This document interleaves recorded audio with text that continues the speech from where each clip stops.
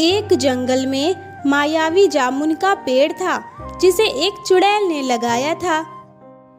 ऐ मेरे मायावी जामुन के पेड़, मैंने तुझे यहाँ लगाया है, इसलिए तुझे मेरी मदद करनी पड़ेगी। अब यहाँ जो भी चिड़िया आएगी तो उसे मेरे गुफा में भेज देना। मैं उनकी बलि देकर शक्तिशाली बन जाऊंगी। इतना ही नहीं, आधी शक्तियाँ तुझे भी प्राप्त होंगी। ठीक है मालकिन, जैसा आप कहेंगी मैं वैसा ही करूँगा। उसी जंगल में दो भाई बहन टुनटुनी और बबलू कबूतर रहा करते थे। टुनटुनी बड़ी ही बदतमीज थी। बबलू उसका बड़ा भाई था, लेकिन वो उसकी जरा भी इज्जत नहीं करती थी।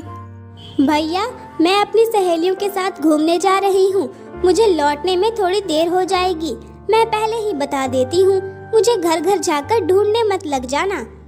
तू कहीं नहीं जाएगी, मैं अपने काम पर जा रहा हूँ। तू घर पर रह और पढ़ाई कर, और साथ ही घर का ध्यान भी रखना, समझी? टुनटुनी को मजबूरन घर पर ही रुकना पड़ता है। ये भैया भी ना, पता नहीं इन्हें मुझसे क्या समस्या होती है। मेरी खुशी तो इनसे बिल्कुल भी नहीं देखी जाती। अच्छा खासा घूमने का प्लान बनाया था मैंने, पर सारा मूड खराब करके रख दिया। कोई बात नहीं, मैं एक काम करती हूँ, मैं अकेली ही चली जाती हूँ। अकेली जाऊंगी तो किसी को कुछ पता नहीं चलेगा।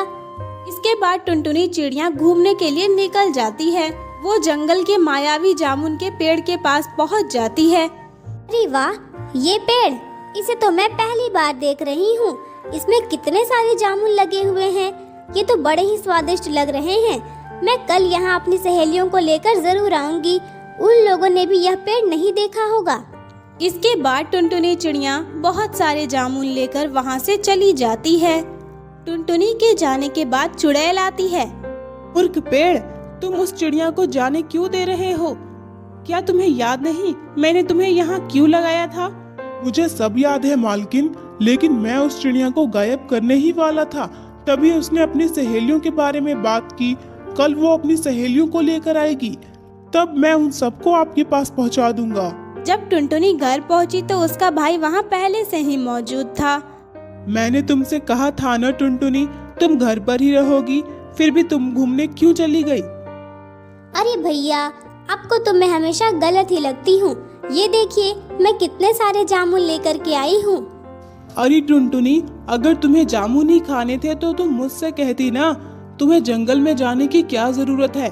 तुम्हें पता है जंगल में बहुत खतरा होता है, तुम्हें कुछ हो भी तो सकता है। ऐसा कुछ नहीं होगा भैया, मैं अब बड़ी हो चुकी हूँ और हमारा जंगल तो बहुत प्यारा है, कहीं कोई खतरा नहीं है। कल मैं अपनी सहेलियों के साथ जामुन के पेड़ के पास जरूर जाऊंगी। वो सभी जामुन देखकर बहुत खुश होंगी। खबरदार टुनटुनी, अगर तुम दोबारा उस पेड़ के पास गई तो, और तुम अब जंगल घूमने भी नहीं जाओगी, चुपचाप घर पे रहोगी। अगले दिन बबलू कबूतर अपने काम के लिए चला जाता है। इधर टुनटुनी अपनी आदत से मजबूर अपनी सहेलियों के साथ जंगल चली गई। ये देखो दोस्तों, ये रहा वो जामुन का पेड़। देखो इसमें कितने सारे जामुन लगे हुए हैं। चलो जल्दी जल्दी जामुन का आनंद लेते हैं।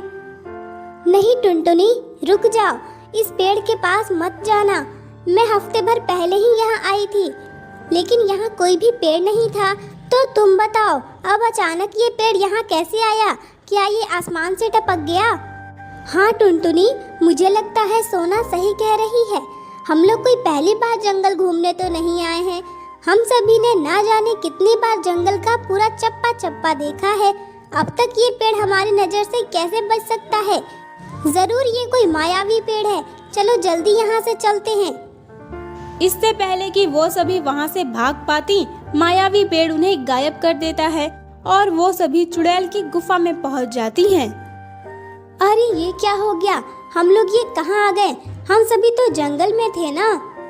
मूर्ख पक्षियों, तुम सभी मेरी कैद में हो और थोड़ी देर के बाद मैं तुम्हें अपनी कैद से आजाद कर दूंगी। क्या क्या सच में आप हमें आजाद कर देगी? हाँ बिल्कुल, मैं तुम सबको आजाद कर दूंगी, लेकिन सिर्फ इस गुफा से नहीं बल्कि पूरी दुनिया से। रात होते ही मैं तुम सबकी बलि दे दूंगी और मुझे बहुत सारी शक्तियाँ मिलेंगी। फिर मैं इस जंगल पे राज करूंगी। ये सुनकर टुनटुनी और उसकी सहेलियां बहुत डर जाती हैं। इधर बबलू कबूतर घर आता है। लगता है टुनटुनी फिर घूमने गई है। जरूर वो उस जामुन के पेड़ के पास गई होगी। आने दो उसे, आज मैं उसे सजा जरूर दूंगा। शाम होने लगी तब बबलू कबूतर को चिंता होने लगती है। वो टुनटुनी की सहेली मुनमुन के घर जाता है। अरे चाचा, टुनटुनी यहाँ आई थी क्या? वो क्या है कि टुनटुनी सुबह से शाम हो गई लेकिन अभी तक घर नहीं लौटी, इसलिए मुझे बहुत चिंता हो रही है। बबलू बेटा, मुनमुन भी टुनटुनी के साथ ही गई थी, सुबह सुबह गई थी और देखो अब तक लौट कर नहीं आई। मुझे भी बहुत चिंता हो रही है। ठीक है चाचा, आप परेशान मत होइए, मैं अभी जाकर उन लोगों को ढूंढता हूँ। काश मैंने अपने भैया की बात मानी होती तो आज ये सब नहीं होता। मेरी वजह से मेरी सहेलियां भी इस मुसीबत में पड़ गई हैं। बबलू कबूतर उस जामुन के पेड़ तक पहुंच जाता है। तभी वह एक चिड़िया को गायब होते हुए देखता है। अरे ये क्या हुआ? अभी तो ये चिड़िया यही थी, ये गायब कैसे हो गई? यानी कि यह एक मायावी पेड़ है। इसका मतलब टुनटुनी भी इसी तरह गायब हो गई। मुझे कुछ भी करके उस तक पहुंचना होगा। लेकिन मैं वहां तक पहुंचूंगा कैसे? आखिर मैं इस पेड़ को कैसे कहूं कि ये मुझे वहां पहुंचा दे? ये तो संभव नहीं है। अब मैं क्या करूंगा?